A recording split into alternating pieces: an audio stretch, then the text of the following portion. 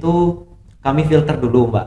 Siapa-siapa yang berhak untuk mencalon. Kami menilainya itu dari dedikasi dia, dari keaktifan dia di organisasi. Kemudian setelah kami calonkan dia sebagai ketua OSIS ya, Caketos dan juga Wacaketos ya. Itu kami akan menyuruh dia untuk orasi. Saya ingin mencalonkan diri saya sendiri sebagai ketua OSIS. Boleh diceritain sejarah perjalanannya sedikit? Oke, boleh. Jadi saya sebagai siswa SMA Negeri 2 Prabu Muli bisa dibilang karena memiliki banyak potensi dan juga dedikasi menurut guru-guru setempat.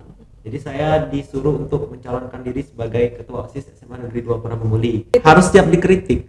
Karena kalau tidak dikritik, berarti kita tidak tahu plan kita ke depannya apa. Karena kalau kita tidak tahu plan ke depannya apa, maka kita tidak akan tahu permasalahan apa dan apa yang ingin kita wakilkan dari siswa.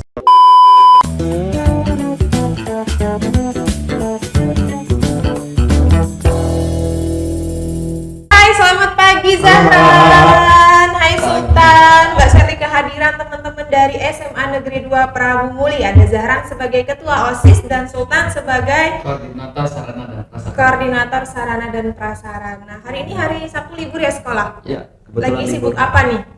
Lagi sibuk mengerjakan proposal dan lagi sibuk mengerjakan tugas di sekolah sih Mbak. Persiapan ada event sekolah ya? Iya, ada event dari Oke, sekolah. Zahran ini tinggal di mana? Kalau saya pribadi itu rumah saya yang asli itu di Gunung Ibul Barat sebenarnya. Tapi karena ingin lebih dekat dengan sekolah supaya aksesnya lebih mudah, saya tinggal di Karangraja 3, lebih tepatnya di rumah nenek saya sendiri. Oh, di rumah nenek. Ya lumayan ya dari sini ke SMA Negeri 2. Apalagi masuknya setahu Mbak Sari pagi ya, Iya, berapa jam masuk sekolah? 6.45. 6.45. Kalau telat ada hukuman enggak? Yo. Ada sih Mbak. Ada ya. Oh, berarti masih Barisan ada. istimewa. Oh, kalau Sultan sendiri di mana rumahnya, Dek? Sultan tinggalnya di arah pasar, tapi sekarang lagi ingin bangun rumah di area SMA 2? Bukan. Di Majasari, di daerah Majasari sih. Oh, supaya lebih aksesnya lebih dekat juga. Ya. Kerjaan. Oh, gitu. Ini banyak yang mau di dekat SMA 2. Tidak ada cita-cita. Oh. Kalian kalau SMP-nya dulu SMP mana? Kalau saya pribadi itu SMP Negeri 5 Prabu Muli. Oh, jadi enggak harus sesuai rayon ya? Nggak ada Apa lagi SMA? Mbak sistem rayon. Oh, nggak ada lagi. Adanya zonasi. Oh, zonasi. Ya benar-benar. Jadi Kalau- tergantung wilayah, bukan kalau- wilayah sekolah. Kalau Sultan? SMP 3 Mbak. SMP 3. Itu emang rayon SMA 2, tapi oleh sistemnya udah zonasi, jadi termasuk sistem zonasi. Oh. Sekarang kalian kelas berapa nih? Saya dari kelas 12 IPA 3. Kelas 12. Sultan? 12 5 4 sebelah Mbak. Oh, berarti ini sedang menyisakan tahun-tahun terakhir sebelum lulus sekolah ya. Waktu kamu berarti nggak panjang lagi nih. Biasanya aktif paling sampai bulan 4 mungkin ya. Iya. Bulan 3. Bulan 3. Mbak Sherly kira yang menjabat sebagai ketua OSIS dan ketua apa tadi sarana dan prasarana itu kelas 11-an. Ternyata kelas 12. Sebenarnya kami itu belum sertijab, Mbak. Oh. Sertijabnya itu nanti setelah event terakhir kami sekitar bulan November baru sertijab. Oke. Jadi hampir purna ini sebenarnya. Hampir lengser ya. Hampir lengser dari apa? jabatan. Hampir lengser dari jabatan. Oh. Hampir apa namanya tuh? Pensiun. Pensiun. Oh, tapi sudah diadakan pemilihan untuk Belum. pengganti. Belum. Oh, memang belum. Tapi sudah difilter siapa-siapa yang berhak untuk mencalon sebagai ketua OSIS selanjutnya. Oh, itu dibuka secara umum siapa aja yang mau mencalon bebas atau ditunjuk? Kami yang filter. Kami. Oh, karena ada beberapa sekolahan ya Mbak Sherly kalau sering lihat iklannya itu ada pemilihan mereka mencalonkan diri sebagai ketua OSIS entah menampilkan bakat dan lain-lain. Itu kayak kita pemilu lah ya mencalonkan diri. Ya, kalau kami itu kami filter dulu, Mbak. Siapa-siapa yang berhak untuk mencalon. Kami menilainya itu dari dedikasi dia, dari keaktifan dia di organisasi. Kemudian setelah kami calonkan dia sebagai ketua OSIS ya, Caketos dan juga Wacaketos ya. Itu kami akan menyuruh dia untuk orasi. Orasi itu tadilah yang mungkin Mbak maksud menunjukkan bakat untuk menarik perhatian warga sekolah untuk memilih dia. Jadi tahap-tahapan itu pertama itu seleksi dulu, seleksi secara administrasi, secara pemilihan dari kami sebagai PT.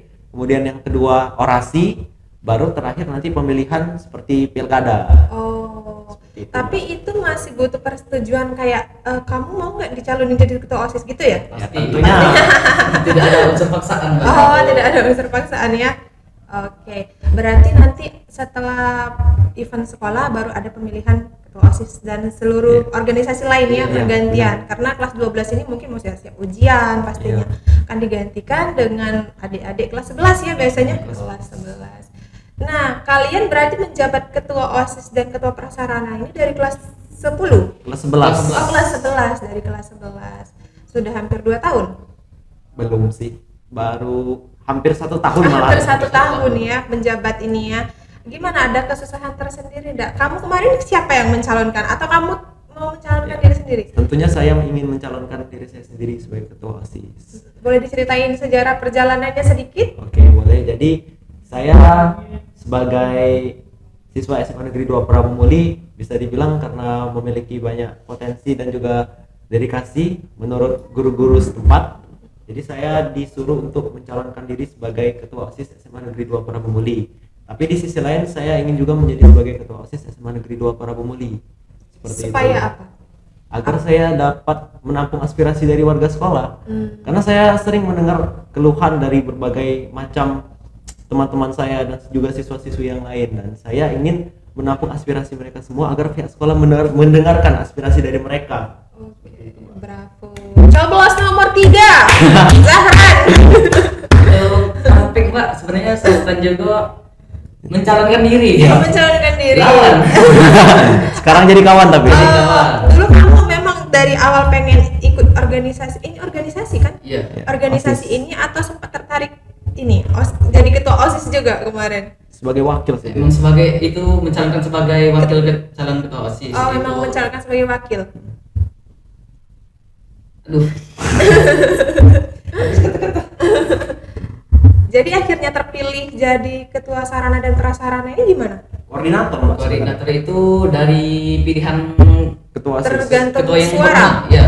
Oh, jadi suaranya tuh di rate lah ya, siapa yang paling terbanyak ketua OSIS, yang nomor 2 jadi ini, nomor 3 jadi Iya, ini. iya. Oh, seperti itu ya pembagiannya ya. Oke. Sebenarnya balik lagi ke persetujuan saya pribadi dan keputusan saya.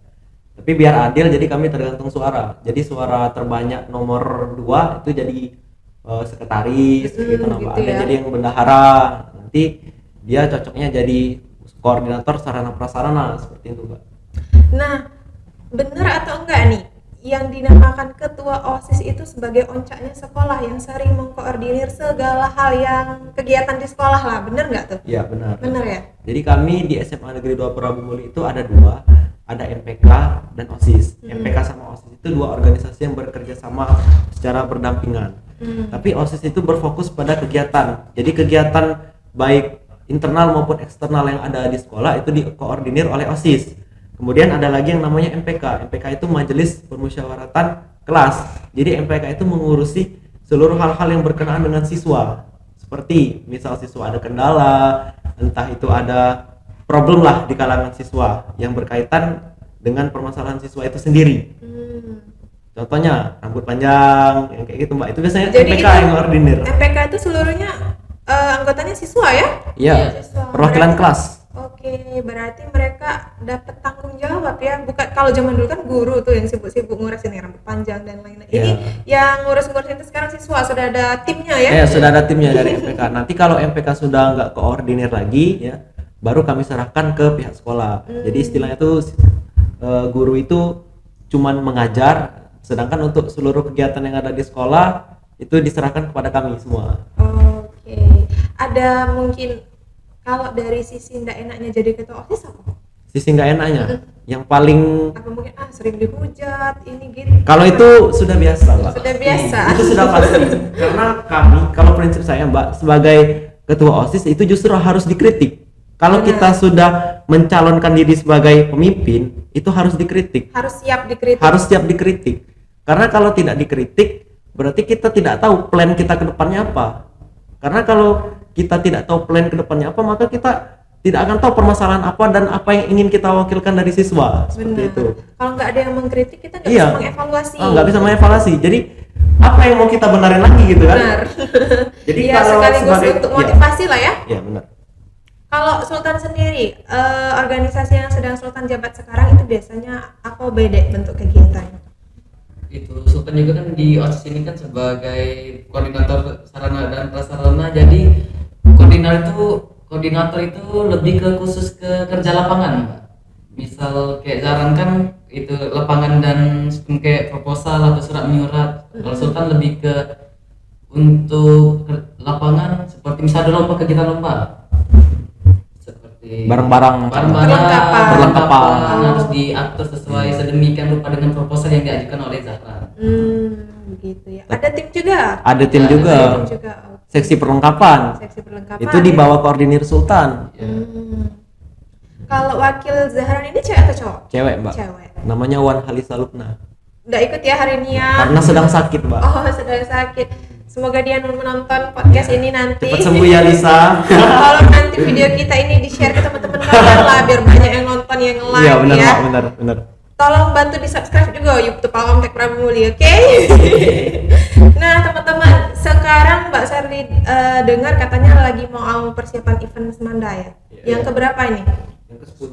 Yang ke-10? Oh, bukan yang 32 apa? Bukan ya kayaknya. Ah, bukan, Mbak. Pernah waktu itu ada yang minta support. Sudah banyak. Soalnya Semanda Event itu terakhir itu 9. Oh, 9. Tahun 2019. Itu angkatan Kak Zulfakar.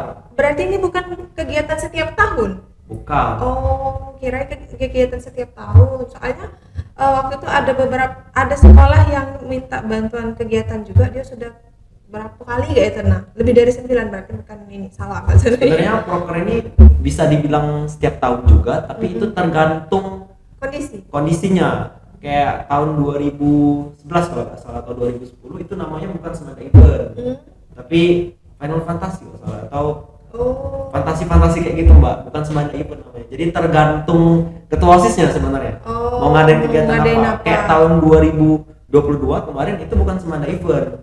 Angkatan di atas saya setahun itu namanya Semanda Versary. Oh, ini Semanda Event. Ini Semanda Event. Lanjutan dari yang tahun 2019. Mau buat kegiatan apa? Ada yang beda dari tahun-tahun sebelumnya? Mungkin mau mencoba hal-hal baru? Kalau untuk mencoba hal-hal baru, mungkin karena kami kan belum ada role model ya, Mbak. Soalnya kan kami kan bisa dibilang angkatan COVID. Kami masuk itu tahun 2021. Iya. Sedangkan tahun 2021 itu betul-betul lost. Nggak ada role model kami untuk belajar dari kakak-kakak sebelumnya. Sedangkan terakhir kali Semanda Event itu 2019 dan mereka sudah tamat. Jadi kami mungkin masih mencontoh mereka. Oh, masih. Tapi mungkin ada yang lama ya. Tapi mungkin ada beberapa perlombaan yang diperbarui kayak senam pramuka. Terus kalau tahun 2019 itu kan futsal, kalau kami basket. Nah, mungkin kayak gitu paling nggak. Oke. Ini siswa yang ikut lombanya nanti mulai dari SMP ya kalau tidak salah? Dari TK. Oh, dari TK. Luar biasa. Tanggal berapa itu boleh dikasih bocoran? Aduh, kalau tanggal berapanya kayaknya belum pasti. Belum Tapi pasti. puncak acaranya itu sekitar Bulan Oktober. Bulan Oktober. Tapi sudah mulai repot dari sekarang ya. Iya. Apalagi sekarang mau persiapan mungkin perayaan HUT Kota Prabu Muli. Nah, itu salah satu 17 tantangan Agustus. kami. Karena itu betul-betul mengganggu kesibukan kami, Mbak. Ya, berarti Agustus ini sangat-sangat sibuk. Sangat-sangat sibuk.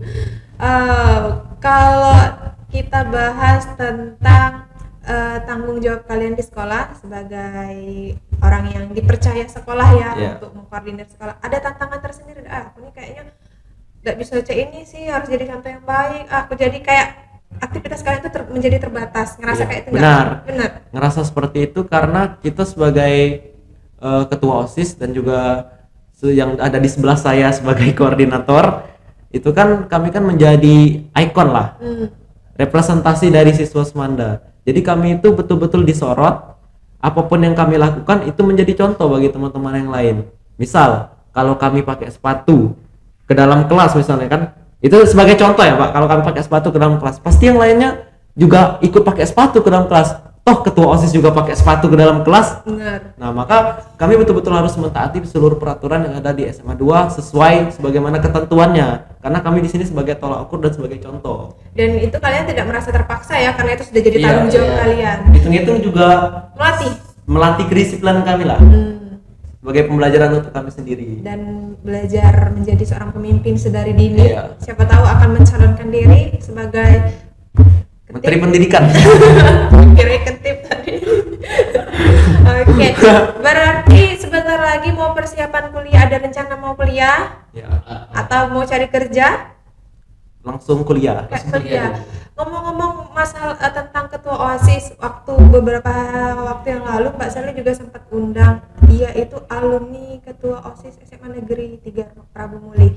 Dia berhasil masuk kuliah itu ikut perlombaan yang bawa nama OSIS juga, perlombaan ketua OSIS kayak itu. Nah, pernah nontonlah di YouTube Kontak Prabu Muli, cowok namanya siapa ya Mbak Sari lupa. Dia ikut kuliah, dapat program beasiswa, ikut event-event yang lomba ketua OSIS terbaik atau apa kayak gitulah. Jadi bisa kalian manfaatin loh peluang ini nih. Siapa tahu kalian bisa dapat beasiswa, ikut kuliah di sini, di situ.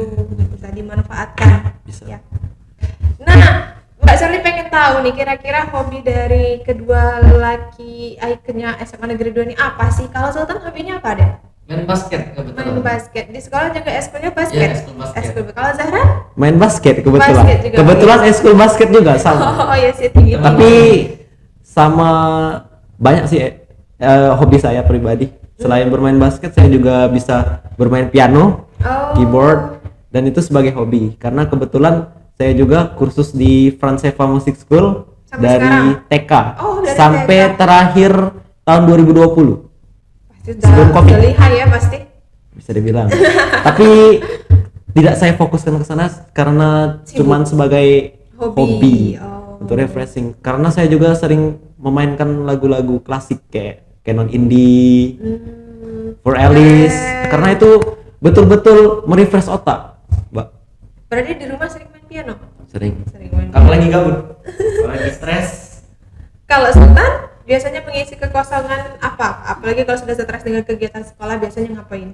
Kalau Zahran tipenya yang sering main piano atau tentang musik, tentang pembelajaran, Sultan lebih senang ke adventure, kayak berpetualangan. Kayak Sultan juga kan ada itu sering ke kebun.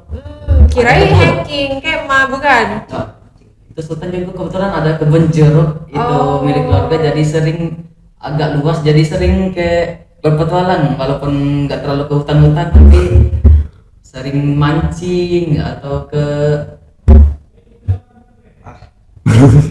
Sering mancing.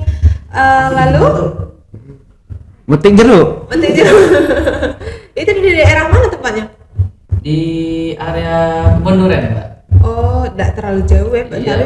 Mbak Sari kira di daerah Dusunmano. Walau nyebutnya kebun durian, tapi itu kayaknya bukan lagi kebun atau pedalaman atau apa, Mbak. Palingnya udah dikelilingi rumah-rumah. Kebun durian itu yang di sini kan ya? Iya. Kenapa itu bisa disebut kebun durian itu? Karena banyak durian di situ. Ya dulu misal Dulu. Sultan kan itu banyak keluarga di sana, jadi sering nunggu, ada istilahnya dulu tuh nunggu durian. Oh. Dulu kan emang kebun durian tuh Memang oleh terkenal ya banyak pohon durian. Jadi Oh. setiap malam ada musim-musim tertentu biasa nunggu durian jatuh gitu. Nah, seru, tapi sekarang udah terpapat kayaknya. Karena Dan banyak rumah mungkin. Iya, jadi banyak Oh, rumah. iya karena Mbak Sari juga ada dan sering lewat situ. Perasaan mana di sini yang dibilang lu banyak kebun durian itu udah ada batangnya. Iya, Mungkin udah. itu dulu ya. Sudah diupdate supaya Sudah diupdate sebenarnya sudah banyak rumah-rumah sekarang. Sultan ini berapa saudara deh? Kebetulan 5. 5. anak pertama kan? Anak pertama. Anak pertama, berarti nanti Sultan inilah yang akan menjadi contoh di rumah dong. Berat berat. Berat bunda. Jangan-jangan anak pertama tapi dia perlombanya masih kayak bontot ini. Enggak. Harus lebih mandiri. Harus lebih Saya juga anak pertama. Anak pertama. Tapi harus dari 2 saudara. dari 2 saudara. Yang kedua cewek atau cowok? Cewek. Sekolah SMP? SD. SD. Kelas 5 di Kelas IT 5. Al Hasanah. Oh, kalau misalkan punya saudara yang seumuran, ya siap-siap lagu terus itu. Kalau masih kecil kan enggak enak ya, nak belagu kasihan, ngasuh gitu harus. Iya. Harus ngomong adek. Kalau di rumah, kalau kalian kan ini sebagai ketua OSIS dan ketua sarana dan prasarana, sifat-sifat kalian atau tanggung jawab kalian di sekolah itu kebawa ada sampai ke rumah? Atau kebawa. kalian di sekolah baik nih yang itu ionian di rumah tidak Kebawa. ya? Soalnya kalau di rumah itu kan banyak tanggung jawab yang harus dikerjakan. Misal merapikan tempat tidur. Nah, itu yang basic-basic sih sebenarnya. Iya, Iya. jadi Terus harus lebih banyak mengalah dengan adik. Iya. Benar sih. sudah Harus. mendarah daging berarti tanggung jawab ini ya. Iya. Sudah mendarah bagus itu. Jadi bukan cuma di sekolah, tapi kalian juga menerapkannya itu di kehidupan sehari-hari. Berarti kan dapat impact yang bagus. Oh, aku semenjak jadi ketua OSIS, selain di sekolah, di rumah aku juga yang tadinya C ini berubah jadi C ini. Berarti kan ada impact yang bagus. Tapi ya. itu faktor sebagai anak pertama juga sih Iya. sebenarnya. Iya benar-benar. Jadi memang sudah dididik keras kan dari lahir. Itu poin keduanya karena faktor anak pertama tadi ya. Jadi harus Dari bisa. sebelum ketua OSIS juga sudah begitu sebenarnya. Karena saya juga dari saya kecil, Mbak, dari SD kelas 6 itu sudah sering tinggal di tempat nenek. Hmm. SMP juga saya tempat nenek. Di saat orang tua saya sama adik saya itu di rumah asli, saya di rumah nenek. Dan saya nginep di rumah nenek. Waktu Sabtu sama Minggunya yang pulang. Jadi karena sering di rumah nenek ya sering terbiasa tanpa orang tua kan. Tapi masih sih dikabarin sama orang tua. Belajar mandiri ya, karena Belajar mandiri. siapa lagi yang mau bantu orang tua, karena kita kan anak yang paling besar. Iya. Benar Iya. nggak gitu. Buat kalian berdua mungkin ada pesan-pesan buat teman-teman anak-anak muda di luar sana, kira-kira gimana soal mereka di dunia pendidikan, boleh, atau pesan-pesan anak-anak muda moral-moral yang mau disampaikan ke mereka? Oke. Pesan saya untuk anak-anak di luar sana yang sedang menempuh pendidikan ya, Mbak, di sekolahan. Jadi sekolahlah dengan benar, nakal boleh, goblok jangan. Karena di luar sana itu banyak orang-orang yang ingin menempuh pendidikan. Ini kisah nyata ya, Mbak. Sahabat saya sendiri loh. Itu dia orangnya pintar, tapi sayang dia terkendala ekonomi. Karena dia terkendala ekonomi tadi, dia sering diremehkan, bahkan sekarang dia tidak lanjut lagi sekolah. Dia tidak lanjut lagi sekolah. Tidak usah disebutkan siapa namanya. Dan itu saya sering merenung. Berarti begini ya pendidikan di Indonesia. Di saat semua orang itu tidak bisa merasakan pendidikan yang sama karena terhalang oleh faktor ekonomi. Jadi saya berharap ke depannya mungkin pendidikan kita bisa lebih baik lagi dan semua orang bisa merasakan pendidikan yang sama meskipun faktor ekonominya berbeda. Dan juga untuk orang-orang yang sudah menempuh pendidikan, ya mungkin pendidikan kita sekarang itu tidak sesuai dengan apa yang kita inginkan. Banyak mungkin hal-hal yang tidak relevan dalam kehidupan pelajar sehari-hari kan. Dan juga mungkin sekolah kita juga tidak sesempurna itu. Tapi maksud saya tolonglah hargai, sekolahlah dengan benar. Minimal kalau kita tidak mengerti apa yang diajarkan oleh guru, tapi setidaknya hargai guru itu. Jadi itu tadi, balik lagi ke pesan saya yang pertama, nakal boleh, goblok jangan. Nakal boleh, goblok jangan. Itu pesan dari Ketua OSIS SMA Negeri 2 Muhammad Zahran Darmalah. Dharma. Oke, itu dia pesan-pesan dari Zahran tadi ya. Sultan, mungkin ada yang mau disampaikan? Nggak ada sih. Enggak ada. Oke, mungkin itu saja. Terima kasih untuk teman-teman yang sudah setia menonton podcast Falcomtek Prabu Muli. Jangan lupa like, follow, dan share video ini sebanyak-banyaknya. Mbak Serli pamit undur diri dan Terima kasih. terima kasih. Sampai jumpa. Sampai jumpa.